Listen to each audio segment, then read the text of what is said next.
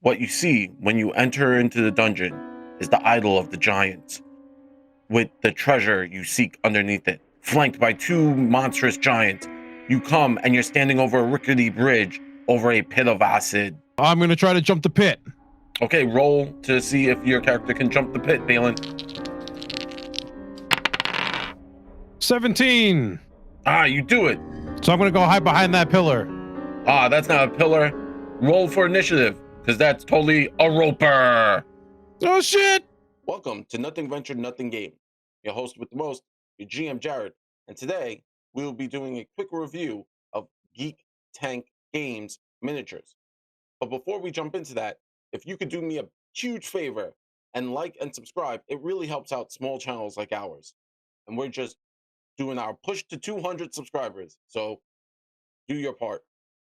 Now, welcome to Nothing Ventured, Nothing Game, and today I'm joined by Steve. Yep. So Geek Tank Games Minis was brought to my attention by my friend and producer, Steve. And Steve was like, hey, you got to see this. This is really dope.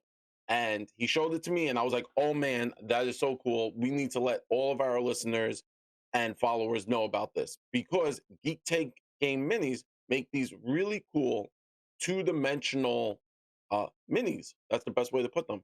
Steve, you want to show our friends?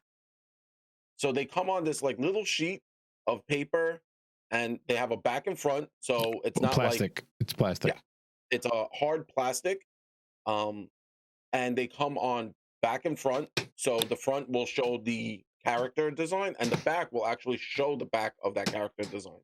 And they come in a little sleeve, and most of them, they vary depending on which type you purchase, because they have multiple different types, and they vary in number of minis you get, any from 50 plus. Some of the large minis, because they do have large type miniatures, are they are a little smaller, because you are getting a larger size miniature. And by larger, I mean like one of them had Cthulhu like rising from the ocean. It was really cool, and I was like, oh man, this is so cool. Now, Steve, I think we should talk about why people might be interested in purchasing these. And I need to make this blatantly clear for everyone listening.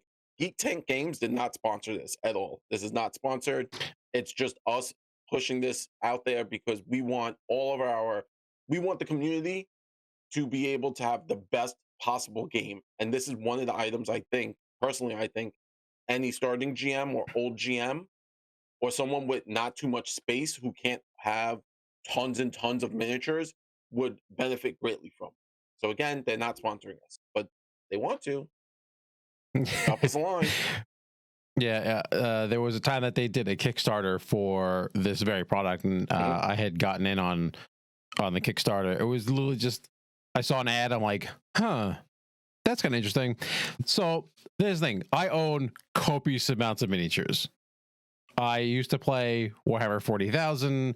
I used to play Warhammer Fantasy. I've played various miniature games. I have a lot of minis, and I've also bought many minis from different companies. They're from different RPG companies. And I'll tell you that even though I'm not the greatest painter, and I don't really care people what my painting skills or lack thereof, it takes time. And there was times where like I get my hero mini and I literally go out and buy like, this is the miniature for my character, and it either sits in the package because we all don't have time, we have jobs, we have family, and we have all our responsibilities, and plus we want a game. And I'm like, I'm sorry, I'm not going to come to the game today because I'm painting my miniature for the game, which doesn't make any sense. So and yet again, that one miniature, if I'm buying like a pre-packaged miniature from a company, or there are various companies that you can get your miniature 3D printed, and that's on the era of about $20 to $30 for a single miniature. This pack here, and we just showed earlier, this is the hero set. Let's see if my camera can do this justice here. You get 5 sheets of these things. And then there is about, I think, 70 different characters on these sheets. That's a lot. That's a lot of minis. Are they actually 3D miniatures? No. But like you're shown here, Um, so my camera can zoom for me. These are pretty detailed miniatures, and like I said, the fronts and the backs are actually the backs of the characters. A lot of times I've seen these done by other companies or in other places that the fronts and Hmm. the backs are the same, and Yeah. it's not a big deal. That's not, I'm saying that's not the hugest deal, but the fact that they went through the extra mile to show like the back of the character is sometimes a little different than the front of the character, or like, oh, this monster's got eyes in the back of its head, or like whatever, Hmm. and the fact that this one pack here, obviously not the Kickstarter price on their website right now, 15.99. 16 bucks, 15.99. Yeah, So shipping and for handling. $16, for half the price of a custom made mini, Hmm. I get 70 minis that I can use in my game. And yet again, Yeah. these are heroes, so you don't even have to use them as heroes. But then they have. We're going to go through all the different ones. They have like the wildlands. They have Underdark, which is going to be your Hmm. drow, your dark dwarves, and your ropers, as we saw before. Then they're going to have. They have legendary monsters. They Oh, have yeah, those are the big ones. That were those like are you the have giant ones. dragons. Yeah. Cthulhu, I think, is in there. Yeah, a Balrog, fire giants. You have elementals, which are these like really dope, like you have fire elementals, rock elementals, and then cultists that are summoning and are specific to that type of elemental. And then they also have scatter terrain, which I'm a huge fan of scatter terrain, but they have, and you saw it was like the bridge over the acid pit and the little uh giant totem that was standing there with the treasure chest. That's all scattered terrain that you could quickly put down on your table. And yeah, it's not popping up, but still, like, how often do you sit there and just draw like a circle with blue lines in it, and that's the water that they have to jump over? Or you draw, little squiggly lines, and that's fire. And this is all there. It's lava, fire, all of that is there. And then you quickly just put it down, and boom, you have exactly what you need. And cleanup is super easy, right? Because I know in my campaigns, my players like to go and adventure. So when I'm playing in Steve's studio, I have to constantly keep bringing new terrain to Steve's house. So I have to pack my car up, take my kid's car seat out, pack it with terrain, drive it to Steve's house, go into Steve's house, bring it up the stairs, bring it to the room, set the table. And then sometimes we don't even get to that scenario, or the party goes left.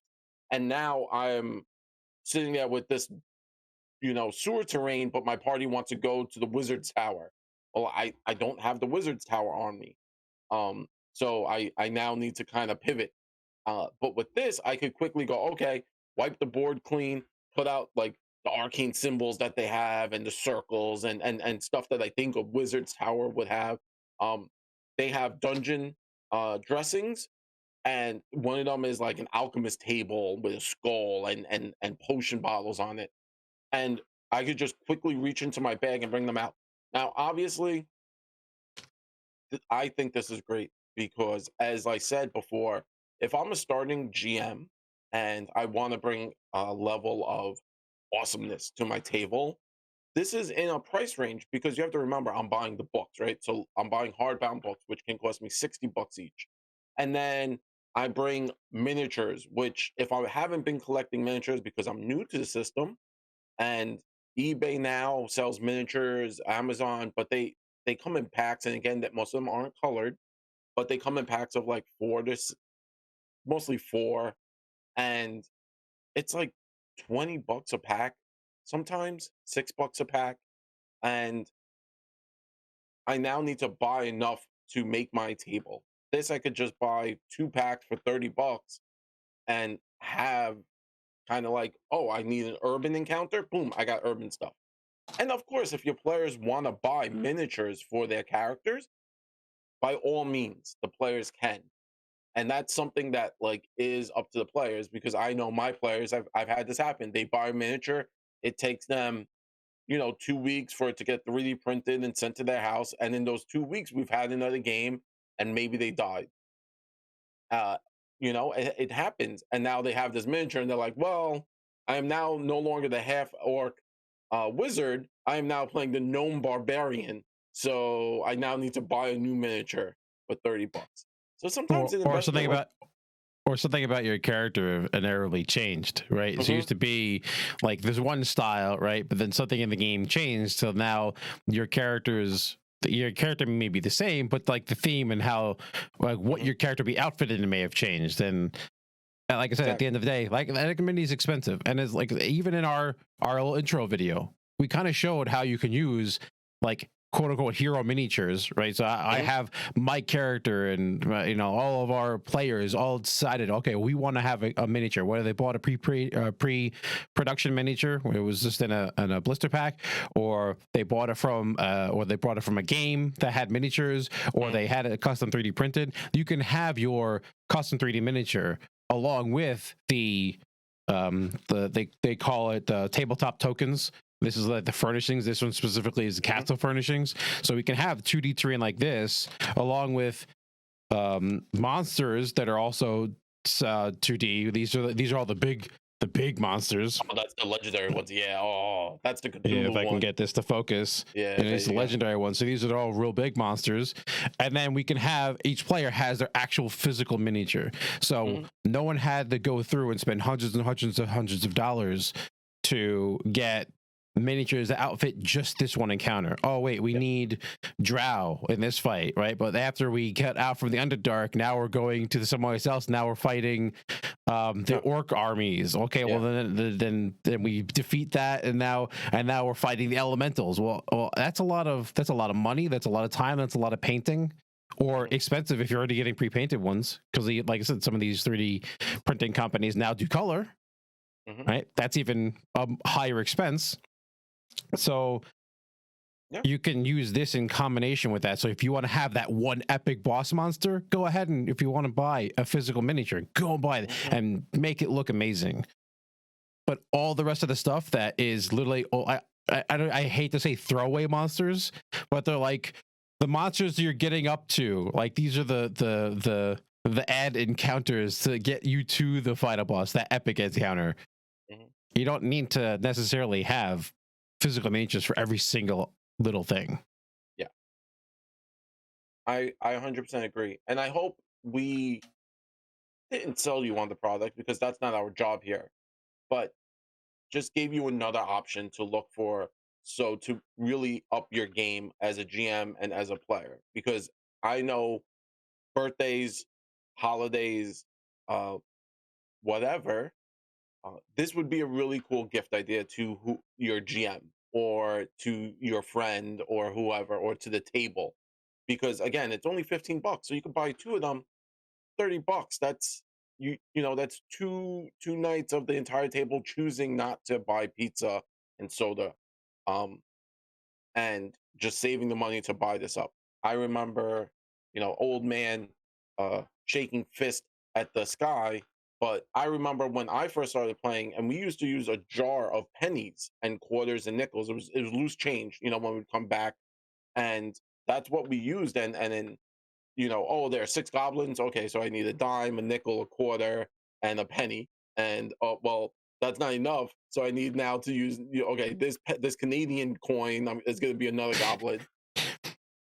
Um, Hold on, I'm attacking the goblin. Which one? No, the 1976 goblin. No, not yeah, the 1984 goblin. Okay, got it. yeah, yeah, because they print the date on the coins, and I wish when I had gotten into the systems, this was around, because this would have been something I would have purchased a very, very, very soon into the hobby after getting the books.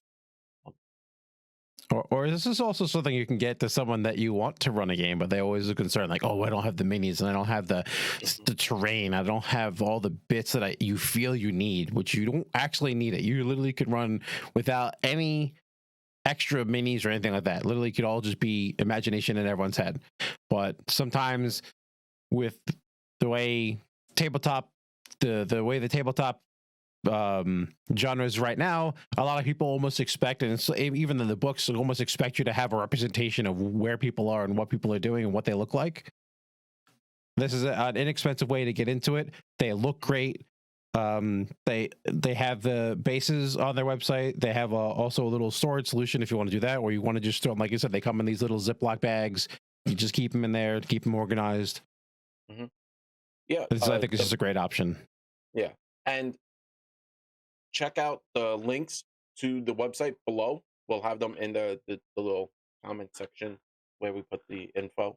And again, I hope we sparked the conversation.